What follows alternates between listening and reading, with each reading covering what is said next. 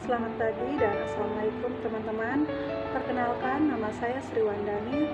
Saya adalah mahasiswa STIKES BK Palu dengan prodi yang saya ambil yaitu S1 Administrasi Kesehatan. Dan pada kesempatan ini saya akan membagikan materi penting untuk kita perhatikan, yaitu dengan materi hubungan karyawan. Pernahkah teman-teman berpikir bagaimana sebuah perusahaan dengan ratusan bahkan ribuan karyawan bisa mencapai tujuannya? Nah, di balik kesuksesan itu terdapat fondasi penting yang tak boleh diabaikan. Hubungan karyawan bagaikan benang merah yang menghubungkan berbagai elemen dalam sebuah organisasi. Ibarat tubuh manusia, hubungan antar karyawan adalah sistem saraf yang menghubungkan otak yaitu manajemen dengan organ-organ karyawan untuk bekerja sama mencapai sebuah tujuan. Nah, hari ini mari kita menyelami dunia hubungan karyawan.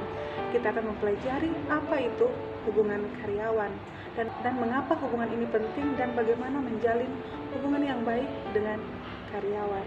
Dan mengapa kita perlu mempelajari hubungan karyawan? Meningkatkan proaktivitas dan kinerja karyawan yang memiliki hubungan baik dengan perusahaan dan rekan kerjanya akan lebih termotivasi dan bekerja lebih keras. Meningkatkan retensi karyawan. Karyawan yang merasa dihargai dan dihormati lebih kecil kemungkinannya untuk meninggalkan perusahaan. Meningkatkan citra perusahaan. Perusahaan yang dikenal memiliki hubungan karyawan yang baik akan menarik talenta terbaik dan meningkatkan citranya di mata publik. Membuat tempat kerja yang lebih positif dan menyenangkan. Hubungan yang baik antar karyawan dapat menciptakan suasana yang kolaboratif, sportif, dan menyenangkan. Baiklah, daripada saat ini kita akan membahas 8 materi yang berkaitan dengan hubungan karyawan. Yang pertama itu yaitu kesehatan, keselamatan, dan keamanan. Yang kedua adalah manajemen keselamatan. Dan yang ketiga adalah kesehatan, keempat keamanan, kelima menyeimbangkan persoalan keamanan pemberi dan hak karyawan. Dan yang keenam, kebijakan prosedur dan peraturan sumber daya manusia. Dan yang ketujuh, yaitu disiplin karyawan. Dan yang terakhir, kita akan membahas tentang sifat hubungan manajemen serikat pekerja.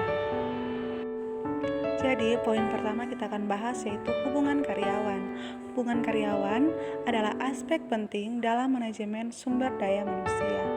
Menjaga komunikasi yang baik dan menciptakan lingkungan kerja yang harmonis dapat meningkatkan produktivitas, kepuasan kerja, dan retensi karyawan. Dan poin kedua yaitu kita akan bahas manajemen keselamatan. Dalam manajemen keselamatan ini kita memperhatikan 3 hal. Pertama, identifikasi bahaya, di mana mengenai potensi bahaya di tempat kerja dan mengambil langkah-langkah untuk meminimalkannya. Kedua, yaitu pelatihan karyawan, memberikan pelatihan yang memadai kepada karyawan tentang prosedur keselamatan dan tanggap darurat. Dan yang ketiga, pemantauan terus-menerus, memantau dan mengevaluasi praktik keselamatan secara berkala untuk terus meningkatkan. Yang ketiga adalah kesehatan, promosi kesehatan, manajemen stres, kesejahteraan karyawan. Untuk promosi kesehatan dengan menyediakan fasilitas dan program yang mendukung kesehatan karyawan seperti gym, layanan konseling, dan pemeriksaan berkala. Dalam manajemen stres, membantu karyawan mengelola stres melalui pelatihan manajemen waktu, teknik relaksasi, dan dukungan sosial. Kemudian, kesejahteraan karyawan, memperhatikan kesejahteraan fisik, mental, dan emosional karyawan untuk meningkatkan kepuasan dan produktivitas. Poin yang keempat yaitu keamanan.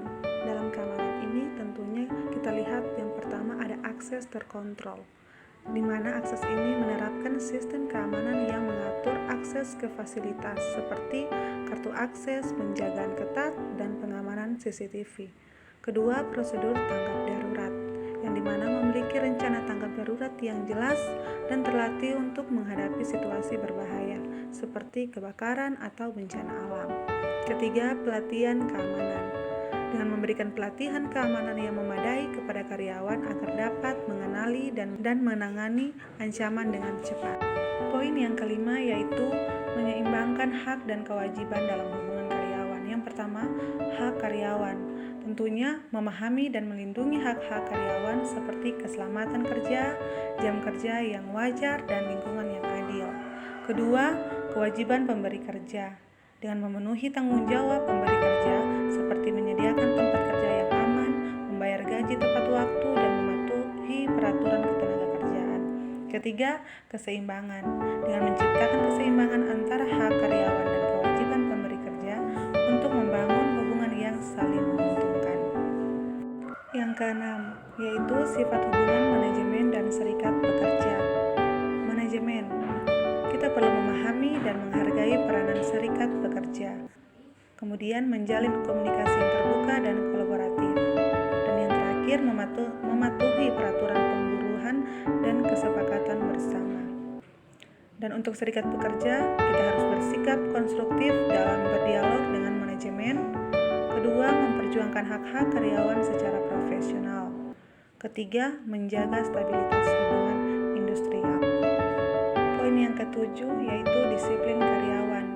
Ada 4 hal yang perlu kita perhatikan. Yang pertama, komunikasi, di mana membangun komunikasi yang terbuka dan kolaboratif antara manajemen dan karyawan.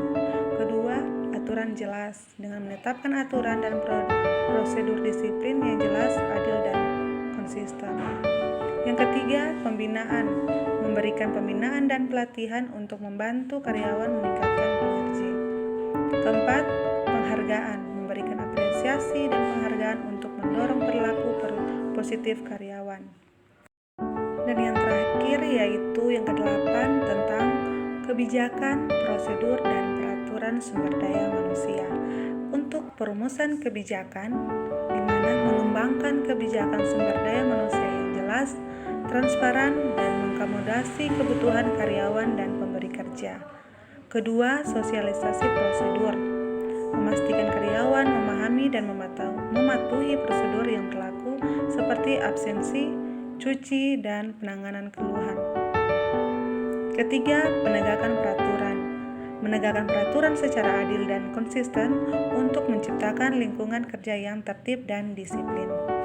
Jadi, itulah materi yang dapat saya bagikan yang berkaitan dengan hubungan karyawan. Jadi, ingatlah, hubungan yang kuat antar karyawan adalah kunci untuk menciptakan lingkungan kerja yang positif dan produktif. Demikian materi yang saya bahas pada saat ini. Kiranya dapat bermanfaat bagi teman-teman untuk menambah pengetahuan dan wawasan dalam hubungan karyawan. Sekian dari saya ucapkan Assalamualaikum warahmatullahi wabarakatuh dan